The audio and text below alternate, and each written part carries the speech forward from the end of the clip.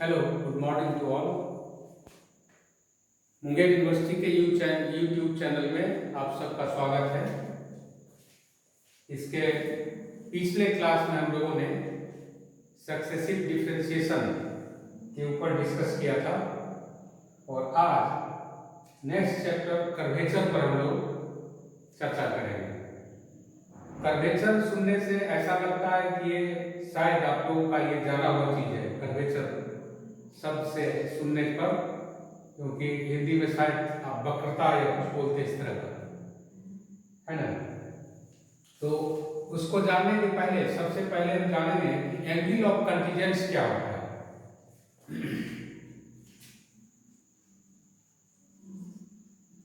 Angle of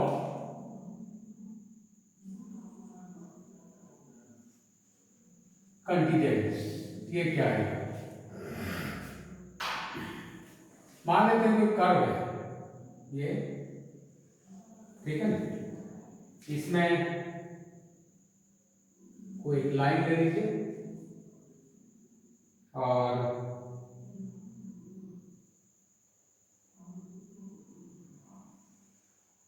P point हो गया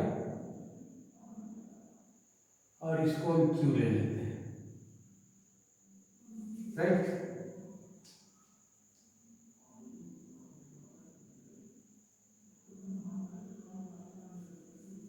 ठीक है, तो ये पॉइंट P पर चलिए ये परपेंडिकुलर डाल दें यहाँ, Q पर भी परपेंडिकुलर हो जाएगा।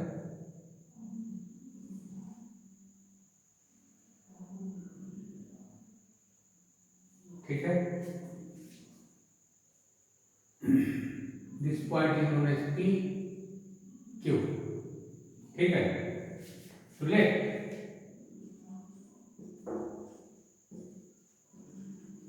PQ be the arc of the curve। ठीक, एंड लेट ऐसा करते हैं इसमें आर पॉइंट ये कर दीजिए, एल पॉइंट यहां कर देते हैं। Let LPR this be the, and इस पर भी ले लीजिए MQ, and MQ are tangents to the curve at the point P and Q respectively। आप चाहें तो इसको नोट कर ले आप। क्या कि PQ है आर्क है एक कर्व का, P और Q पर एक दो टेंजेंट आप डाल दिए, एक LPR और दूसरा MQ, और ये दोनों एक दूसरे को एज्यूम कीजिए ये T पॉइंट पर मिलता है। ठीक है, और P पर जो टेंजेंट डाले हैं एक फिक्स लाइन ये है जिससे कि ये एंगल साई बनाता है, and this angle is supposed to be psi plus delta psi बनाता है। ठीक है, so this angle will be delta psi, क्योंकि ये जो एक्सटर्नल एंगल है this is equal to sum of the opposite interior या internal angles, right, and this angle is equal to this angle, so write this angle is equal to delta psi। ठीक है, and let these two tangents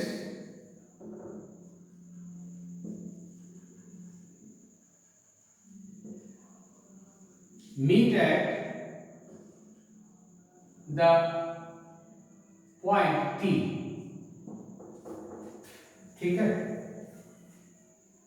and suppose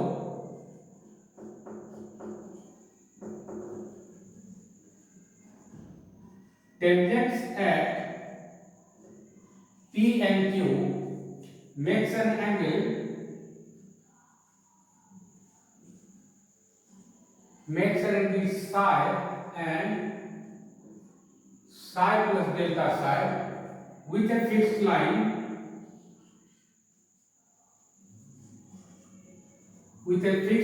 and suppose that the line is L with a fixed line L suppose that. ठीक है, अब क्या हो जाएगा देखिए,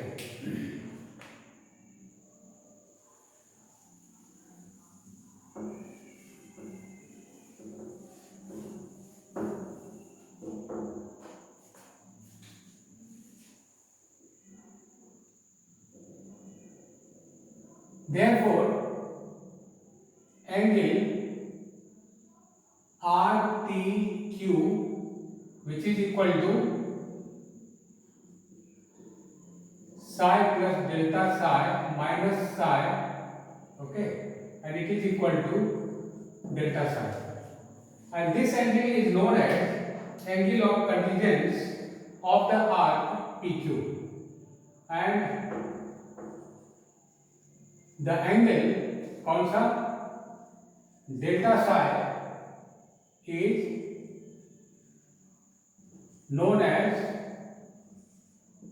angle of contingence, ठीक है, angle of contingence of the arc PQ, यह एंगल ऑफ कंटीजेंस कहलाता है। सबसे पहले इसको जानना जरूरी है, ठीक है, एंड ये समझ गए हम लोग एंगल ऑफ कंटीजेंस को। Now the angle of contingence of any arc is therefore क्या मिल गया, the angle of contingence of any arc is therefore the difference of the angle made by their tangents. ये clear हो गया, ठीक है। कहां पर made by their tangents at the extremities, arc के लिए हो गया कहां से, ये दोनों इसका एक्सट्रीमिटीज हो गया, इसके द्वारा जो टेंजेंट फिक्स्ड लाइन से जितना एंगल बना रहा है उसका जो डिफरेंस आएगा वही एंगल ऑफ कंटीजेंस से जाना जाएगा, ठीक है। अब चलते हैं नेक्स्ट नंबर पे कि what is the measure of curvature, ये जानना जरूरी है। It depends on angle of contingence, ठीक है। क्लियरली द होल बेंडिंग या इसी को कहते हैं कर्वेचर और कर्वेचर, ठीक है, होल बेंडिंग या curvature which the curve undergoes between P and Q, P और Q के बीच में जो आएगा है ना, is greater than, देखिए किससे हो जाता, is greater than or less than, किससे होगा, is greater than or less than according as angle of contingence जो ये मिलेगा, this will be greater than or less।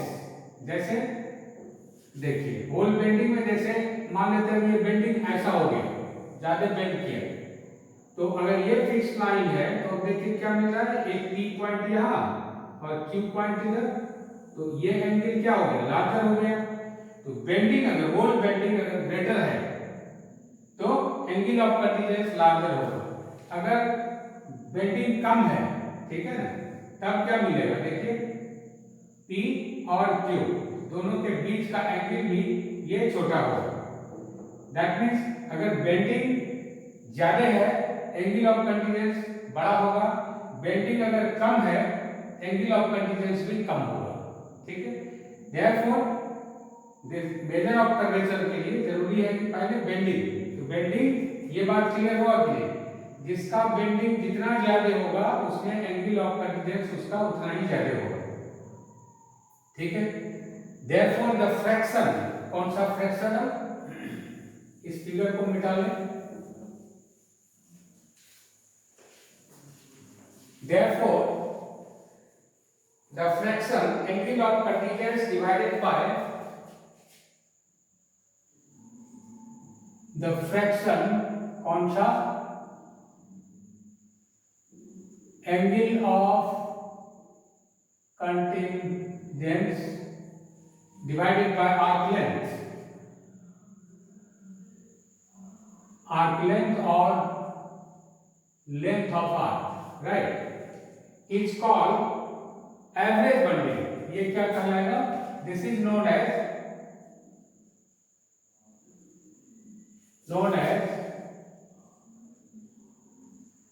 average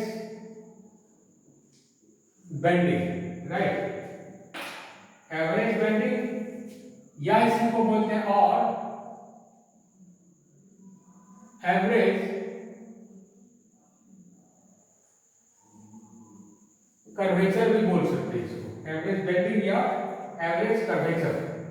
तो अब ये भी देखिए, ये जो लेंथ ऑफ द आर्क है, ये फिगर में आप इसके पहले अगर नोट कर लिए तो फिगर में देखेंगे ये क्या है, this is equal to arc of P Q और angle of contingence delta Sai.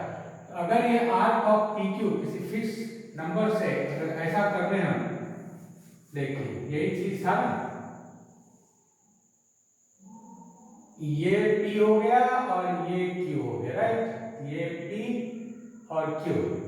तो अगर कोई फिक्स पॉइंट से अगर ये डिस्टेंस APS है और AQS प्लस डेल्टा S हो जाए, तब क्या मिलेगा? ये Q यहाँ पर है ना? तब आर्क PQ का लेंथ, या डायरेक्ट हम बोले कि if arc PQ is supposed to be delta S, this is the length of the arc, then average bending या average curvature is equal to कितना हो गया? It is equal to of course delta psi upon delta S, ये मिलेगा। This is known as average bending। तब अब curvature क्या हो गया था? कर्वेचर, तो कर्वेचर का मतलब हो गया कि whenever Q tending to P, then the limiting value of this average, whenever delta S tending to 0, then it gives the curvature of the curve। तो क्या बोल सकते हैं इसमें कि therefore curvature of the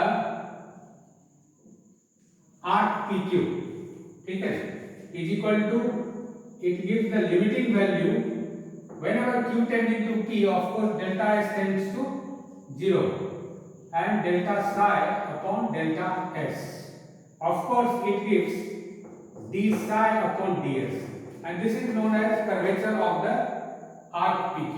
तो किसी भी आर्क का कर्वेचर निकाल सकते हैं। अब मान लेते हैं आपके पास अगर कोई एक कटोरा है, ठीक है, तो कटोरा का शेप हम ले लें, मान लेते हैं इस तरह का है, ठीक है, ये तो अपर पोर्शन हो गया है। इसका कर्वेचर कितना है, कैसे निकालेंगे? तो कर्वेचर निकालने के लिए क्या करेंगे? देखिए यहां से हम ले लेते हैं कोई एक पॉइंट, मान लेते हैं ये, क्योंकि ये सभी जगह सिमेट्रिक है तो किसी एक पोर्शन का हम निकाल लेते हैं, वही पूरे के लिए हो जाएगा।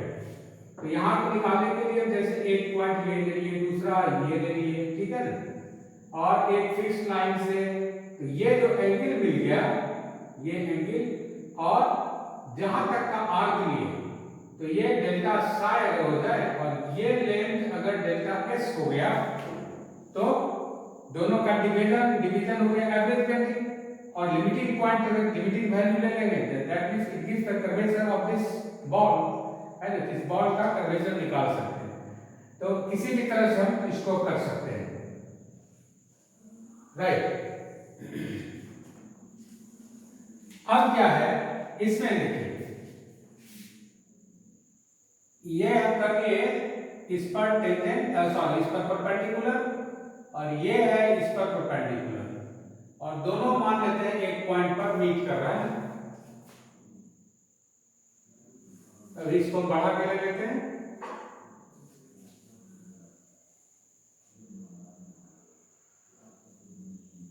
ठीक है। अब Q को जैसे जैसे P की ओर बढ़ाएंगे, ठीक है, ये मान लेते हैं C डैश है, Q जैसे जैसे P के तरफ आएगा, मान लेते हैं Q यहां आ गया, तो क्या होगा, टेंजेंट ऐसे पड़ेगा तो ये थोड़ा और भाग जाएगा इस तरह से, फिर और इधर ले आए तो क्या होगा, ये इस तरह से भागेगा। मान लेते हैं कि लिमिटिंग पॉइंट जब पी क्यू पी की ओर चला आएगा तो इसका लिमिटिंग वैल्यू कुछ मिलेगा, suppose that C, and this is known as the centre of curvature. ठीक है,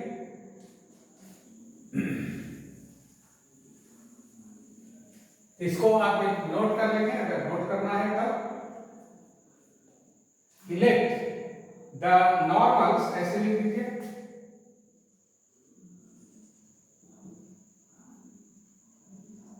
let the normal at P, ये परपेंडिकुलर का मतलब normal at P meets the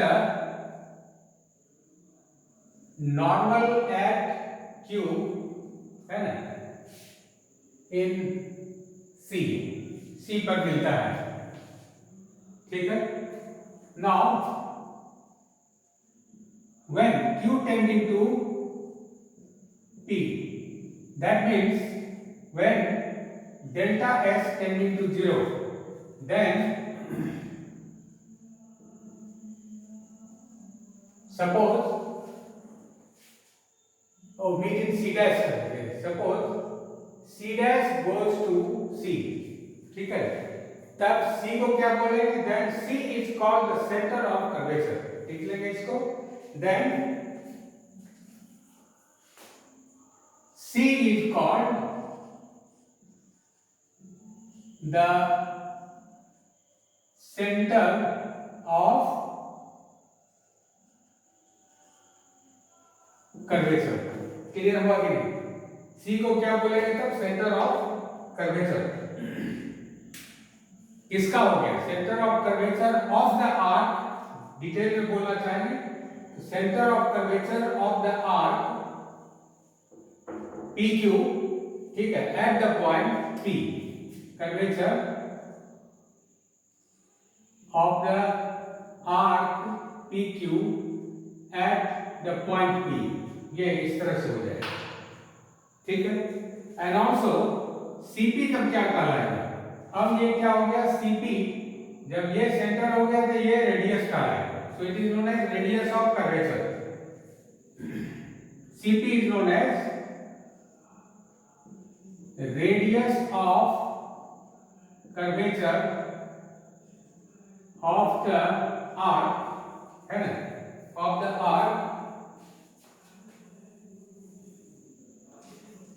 arc PQ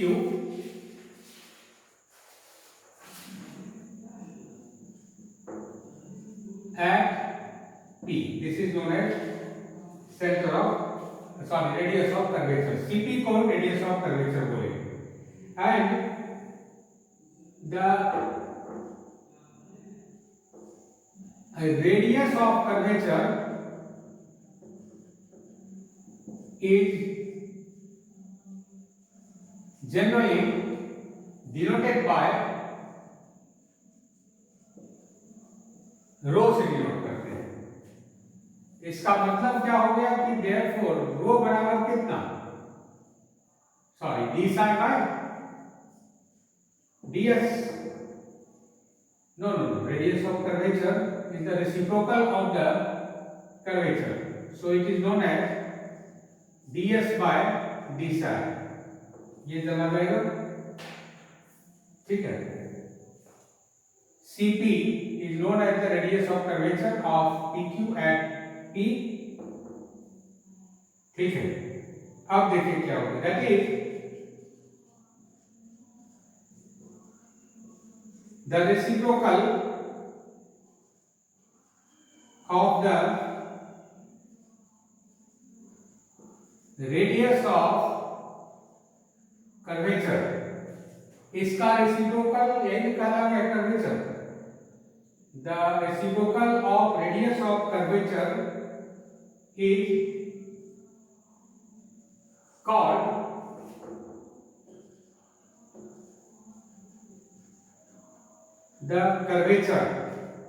is called the curvature of the curve at the point P। ठीक है, इसको आप note कर लें, बहुत इंपॉर्टेंट है ये। और इसको सेंटर और इसको रेडियस मान के जो एक सर्किल बनेगा, ठीक है, उसको बोलेंगे सर्किल ऑफ कर्वेचर। इसको सेंटर और इसको रेडियस मान करके आप एक सर्किल खींचा जा सकता है। उस सर्किल को हम कहेंगे सर्किल ऑफ कर्वेचर। ये भी नोट डाउन कर लेंगे कि the circle with its center at C and radius CP is known as circle of curvature। लिख लीजिए इसको भी। क्या करेंगे? The circle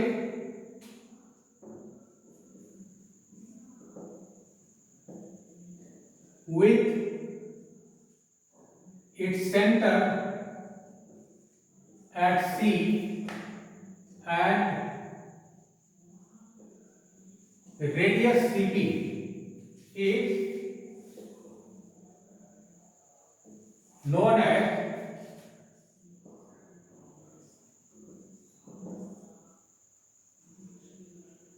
circle of curvature. ये सर्किल ऑफ कर्वेचर होगा,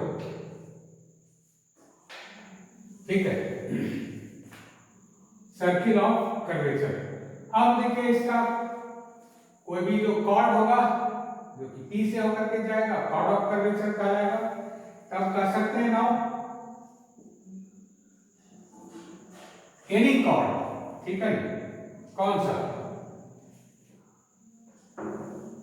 इससे होके जो इससे, ये तो मान लेते हैं कि इस तरह का आ गया, समझने के लिए हम कर सकते हैं इस तरह से हो गया, P पॉइंट यहां पर है और Q यहां है, ठीक है। तो कोई भी कॉर्ड जो P से होकर के जाएगा इस तरह का, इस तरह का, any chord through P is known as chord of curvature। any chord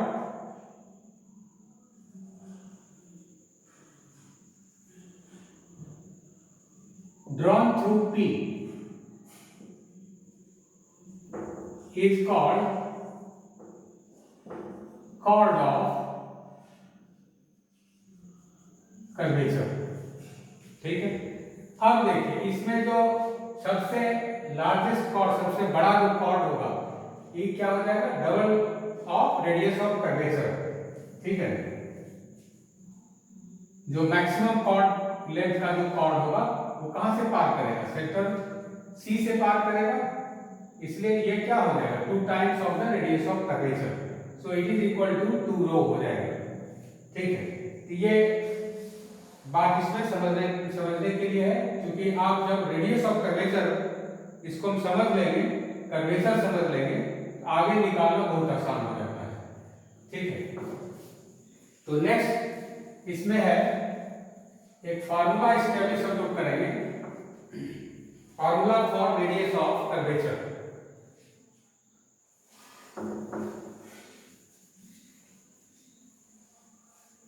now second number is formulae for radius of curvature, right। इसमें क्या है? सबसे पहला नाम इसमें आता है इंट्रिंसिक फार्मूला। क्या मतलब होता है intrinsic formula? When any curve be denoted in terms of s and psi, then the curve is known as intrinsic form, or the equation is known as in intrinsic form। That means, let us suppose that s is equal to function of psi, क्योंकि s और psi में relation चाहिए for the intrinsic curve। ये intrinsic equation देंगे, this is equal to this, ठीक है। इसमें भी क्या करेंगे? सुविधा के लिए पहले फिगर ड्रॉ कर ले, जिस तरह का ड्रॉ किए थे। Suppose that this point is P, Q पर कर ले, क्या लिए थे इसको? शायद L, ये P पॉइंट, इसको T और इसको किए थे R, ये किए थे Q और यहाँ लिए थे M. This angle is psi and this is psi plus delta psi and this angle is delta psi. तो इसमें आप समझिए क्या करना था. इस पर नॉर्मल और इस पर भी नॉर्मल हो गया. Okay, normal intersect at C dash and the limiting point, limiting value when Q tending to P, then suppose that the point C dash shift at C. बस इतना ही काम अभी तक किए हैं. इस बात को क्लियर हो गया कि यहाँ पर क्या चीज था, कैसे कर्वेचर हम लोग निकाले थे. इसी पर आधारित है इंट्रिंसिक फार्मूला भी. इसके लिए बेसिक ये नीड है. उसी तरह से लेंगे कि suppose that PQ is the arc of the curve, tangents at P and Q meets at T, and which makes an angle psi and psi plus delta psi with a fixed line. Then this angle is equal to delta psi, and this line is supposed to be L. ठीक है. And from a fixed point A, suppose that arc AP. Let from a fixed point A, right, arc AP is equal to S and arc AQ is equal to S plus delta S, and therefore arc PQ is equal to delta S. ये assumption यहाँ पर हम लोग कर लेंगे. ठीक है. और क्योंकि S बराबर इतना है तो यहां से निकाल सकते हैं कि S प्लस डेल्टा S क्या हो जाएगा. Due to this increment it becomes psi plus delta psi and which gives number 2. तो डेल्टा S निकालने के लिए क्या करेंगे, इसका और इसका difference, and therefore delta S give f of psi plus delta psi minus f psi. ठीक है. अब क्या करेंगे, इसको डेल्टा psi से डिवाइड कर दिए, and therefore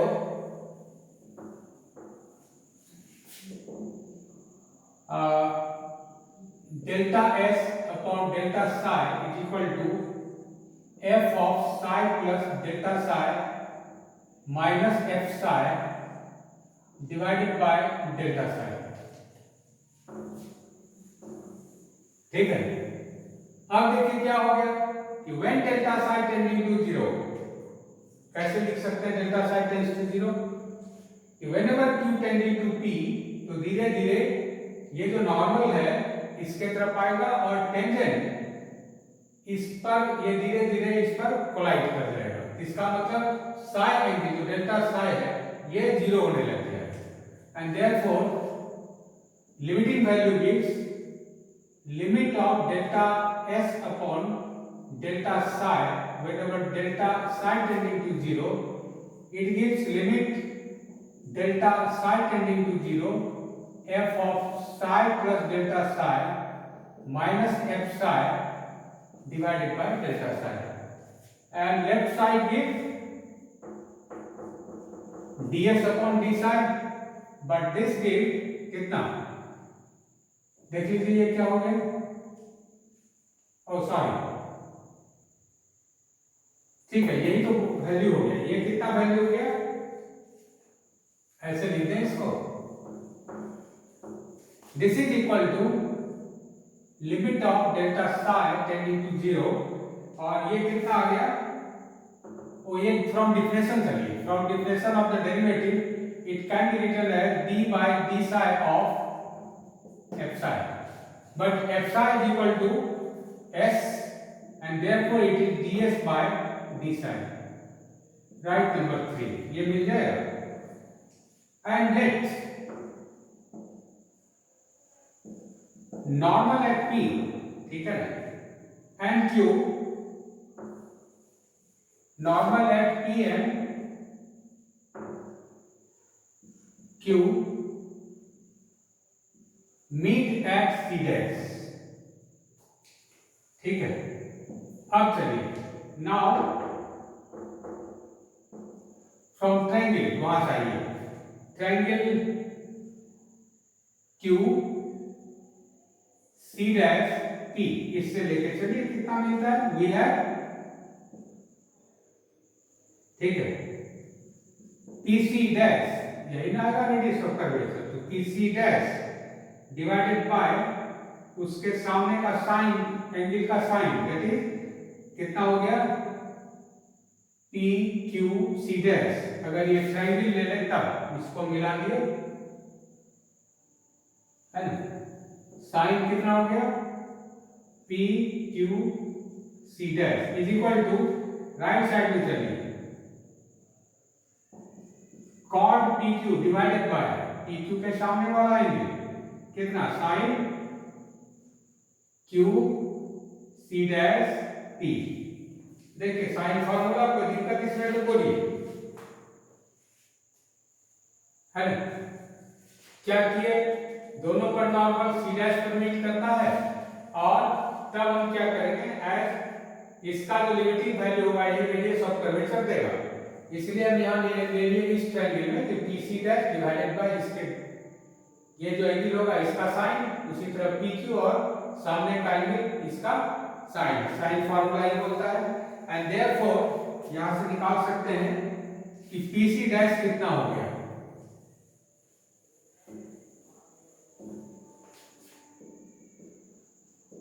therefore P C dash is equal to, निकाल दीजिए कितना हो गया, ये इधर चला गया, that is sine P Q C dash into cot P Q divided by sine Q C dash P. ये एंगल आएगा, एंगल में ऐसे रखते हैं हम लोग, ठीक है, therefore P C dash is equal to rho दे देगा, कब, इसका लिमिटिंग वैल्यू में, that is limit of delta Sai tending to zero. अब चलिए देखिए क्या क्या मिल जाता है, कॉट पी क्यू, ठीक है, डिवाइडेड बाय डेल्टा एस, ठीक है, इंटू डेल्टा एस बाय, अब देखिए डेल्टा साई एंगल कौन सा होगा, क्या ये एंगल डेल्टा साई होगा, ऑफ कोर्स, क्योंकि ये 180 और दोनों के सामने का एंगल 180, ये 180 माइनस साई, तो यहां पर आ जाएगा डेल्टा साई, तो this divided by delta Sai, ठीक है, इनटू, अब कौन सा बच गया, साइन पी क्यू और सी डैश, ठीक है, पी क्यू सी डैश,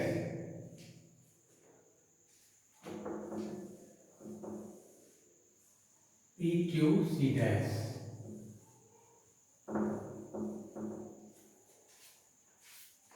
एक minute, delta psi P Q C dash कहां से आ गया, delta S by delta psi, delta psi by लिखना पड़ेगा इसमें साइन डेल्टा साई, क्योंकि ये एंगल डेल्टा साई, तो साइन डेल्टा साई इनटू, अब ये आ गया sine P Q C dash. तब लिमिट में आप देखते हैं क्या मिलेगा, दिस इज इक्वल टू, ये कॉट पी क्यू और ये डेल्टा एस किसके बराबर होगा, कॉट पी क्यू का मतलब ये हो गया, और डेल्टा साई आर्क हो गया, तो इस तरह का है, और क्यू पॉइंट जब पी की ओर टेंड्स करेगा, ये कॉट धीरे धीरे दोनों कोलाइड कर जाएगा, इसलिए इसका लिमिटिंग वैल्यू हो गया 1 इंटू इसका limiting value ds by d psi, इसका कितना हो गया 1, और ये कितना एंगल बन जाएगा, क्यू पर जैसे जैसे इधर आएगा, ये 90 है, so it gives sin 90 and which gives 1. That means result is this, and therefore rho becomes ds by d psi. ये फार्मूला देगा and this is known as intrinsic formula, और ये बहुत इंपॉर्टेंट फार्मूला है कर्वेचर के लिए, क्योंकि इसके आगे इसी पर सारा चीज डिपेंड होगा। नेक्स्ट फार्मूला फिर हम अगले क्लास में करेंगे, और भी इंपॉर्टेंट इसमें 2-4 फार्मूला है, उसको करने के बाद तब फिर प्रॉब्लम जाएगी। और ये इंपॉर्टेंट है मैथ ऑनर्स पार्ट 1 के लिए और सेकेंड पार्ट के सब्सिडरी के लिए, दोनों में आता है, इसलिए दोनों के लिए इंपॉर्टेंट होगा। तो दोनों क्लास के छात्र इसमें पढ़ सकते हैं। थैंक यू, फिर से मिलते हैं नेक्स्ट क्लास में।